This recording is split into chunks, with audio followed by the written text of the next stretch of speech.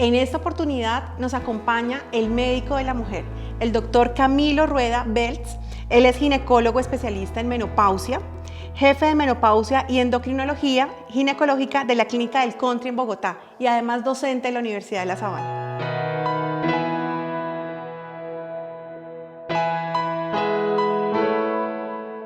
¿Cuándo podemos hablar en una mujer acerca del flujo vaginal normal o del flujo vaginal anormal?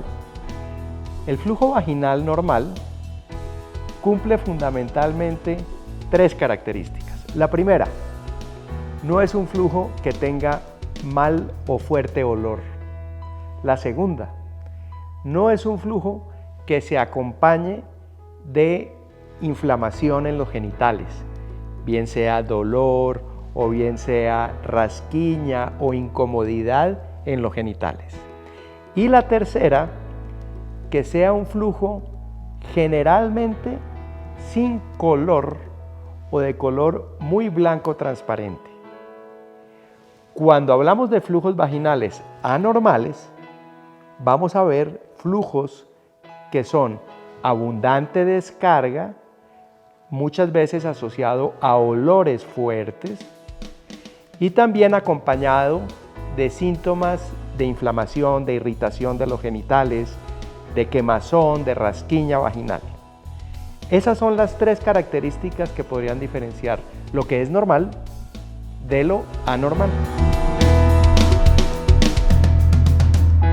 Siempre que una mujer perciba un flujo vaginal de características anormales, lo ideal sería consultar al médico, por varias razones. La primera razón, porque una cosa es lo que la mujer percibe y siente, pero otra cosa es lo que el médico tiene que ver. A la mujer hay que examinarla en la consulta, porque yo podría tomar un medicamento o autoformularme por diferentes recomendaciones y probablemente estoy utilizando el tratamiento inadecuado para el origen del flujo anormal que pueda presentarse. ¿Cuándo no consultar al médico? Pues cuando sea imposible no consultarlo.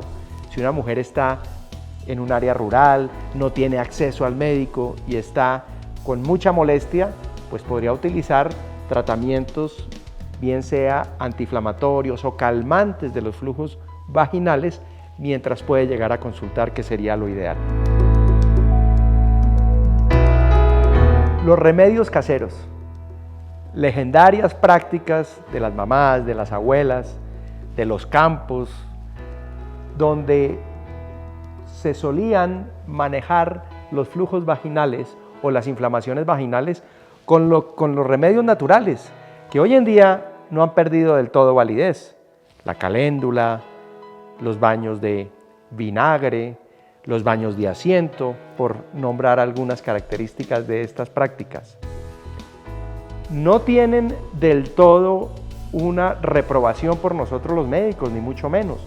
Muchos de estos remedios caseros o prácticas caseras culturales tienen relación con efectos antiinflamatorios o desinflamatorios de los problemas vaginales, o muchos de ellos tienden a cambiar el pH de la vagina para mejorar los síntomas. Pero el mensaje que no puede quedar es que el flujo vaginal solo se trate con caléndula, o solamente se trate con baños de asiento, o solamente se trate con vinagre, porque si es una infección necesita el tratamiento correspondiente, y estas otras medidas que legendariamente se han venido utilizando, de alguna medida pueden generar algún alivio sin que sea el tratamiento definitivo.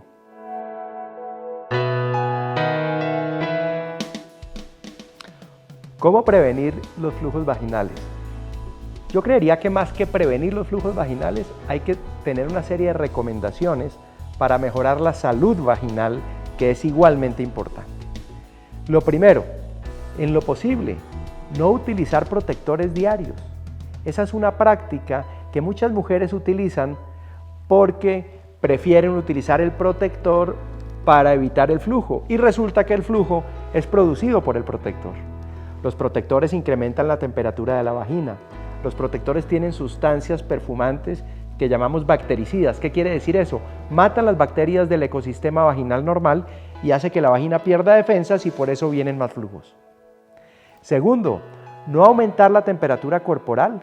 La ropa muy apretada, con poca ventilación, también por ese choque térmico de aumento de la temperatura vaginal, altera las defensas vaginales y vienen después flujos vaginales anormales. Tercera recomendación, no lavar la ropa interior junto con toda la ropa en la lavadora con detergente. Ese detergente se pega a las fibras de los interiores y eso mata bacterias normales del ecosistema vaginal y predispone a la mujer a flujos frecuentes. Cuarta recomendación para mejorar la salud vaginal, no automedicarse cada vez que aparezca una gripa, que aparezca un dolor de garganta, que aparezca algún síntoma que se automedican muchas personas con antibióticos para curarse de la gripa rápidamente y esos antibióticos matan las defensas vaginales y se generan infecciones y flujos recurrentes. Estas prácticas son fundamentales para tener en mente para mejorar el ecosistema vaginal, mejorar el pH vaginal, mantener buenas defensas vaginales y evitar no solamente flujos anormales, sino inflamación de los genitales.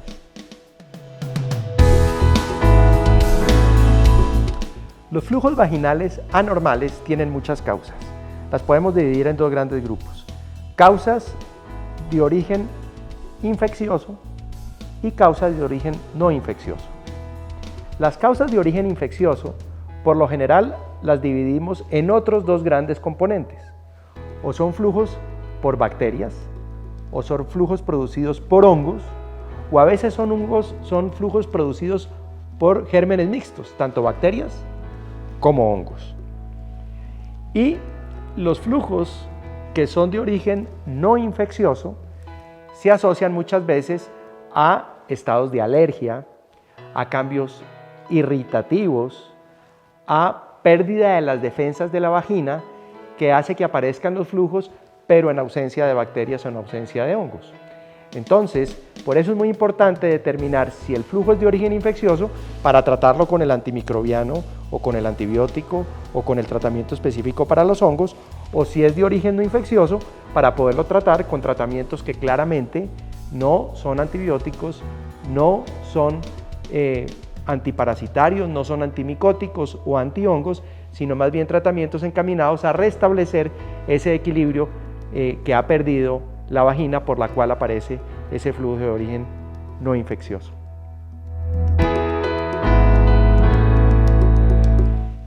¿Cierto o no cierto que los flujos vaginales siempre son una enfermedad de transmisión sexual? Buena pregunta. Depende. Hay enfermedades de transmisión sexual que se asocian a la presencia de flujos anormales, abundante descarga, mal olor, síntomas de inflamación, pero son la minoría. La gran cantidad de las enfermedades de transmisión sexual no se asocian a flujos vaginales. La gran cantidad de las enfermedades de transmisión sexual pasan y entran desapercibidas por la mujer sin presentar ningún síntoma. Por eso la importancia, muchas veces, de educar en este aspecto y de, por ejemplo, utilizar prácticas tan mínimamente elementales, sobre todo en mujeres que no tienen pareja estable, como el uso del condón, porque el uso del condón, además de utilizar la función anticonceptiva mezclado seguramente con otros métodos de protección para un embarazo no deseado, es un método fundamental para protegerse de infecciones que no necesariamente se van a asociar a flujos vaginales, pero que sí pueden generar a futuro secuelas sobre la salud, sobre la reproducción, sobre incluso la vida de la mujer cuando adquiere una infección de transmisión sexual y no se trata a tiempo. ¿Qué recomendaciones debería tener toda mujer? Desde que está niña, comienza su etapa de desarrollo, se desarrolla, se vuelve adulta y transcurre su vida por la etapa reproductiva para evitar o prevenir los flujos vaginales. Primero, no tener ese exceso de aseo vaginal, esa es otra práctica que se ha tergiversado. Entonces son mujeres que se la pasan aseándose y aseándose los genitales porque cada vez que entran a un baño tienen que asearse, etc. Y eso lo que finalmente genera es más pérdida de las defensas vaginales. Y aparecen después más flujos vaginales. Segundo, no utilizar prácticas, como ya les he comentado, que vayan en detrimento de las defensas vaginales. Adiós los protectores diarios, solamente cuando sea esencial. Adiós el uso de perfumantes y de detergentes. Adiós el uso de prácticas como también utilizar ropa muy apretada. Los interiores, por ejemplo, de licra, a diferencia de los de algodón, se asocian a que también todo ese detergente y todos los jabones se impregnen dentro de la vagina y maten las defensas vaginales. ¿Qué otras recomendaciones? No todo flujo, especialmente en las niñas, con frecuencia, no todo flujo es anormal. Muchas niñas en su etapa de desarrollo pueden llegar a tener flujos vaginales como parte de ese proceso de su desarrollo hormonal y hay que entonces educarse y saber que no es siempre anormal. Y de igual manera, vámonos al otro extremo de la vida. Cuando la mujer está finalizando su etapa reproductiva y llega a la menopausia, muchas veces también por esos cambios hormonales aparecen flujos vaginales sin que sea anormal.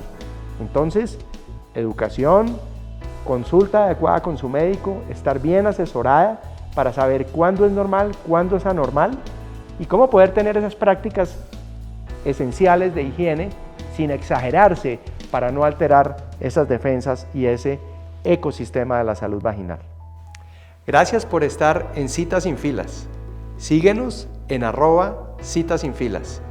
Si quieres profundizar en algún tema, en la información que está en la descripción.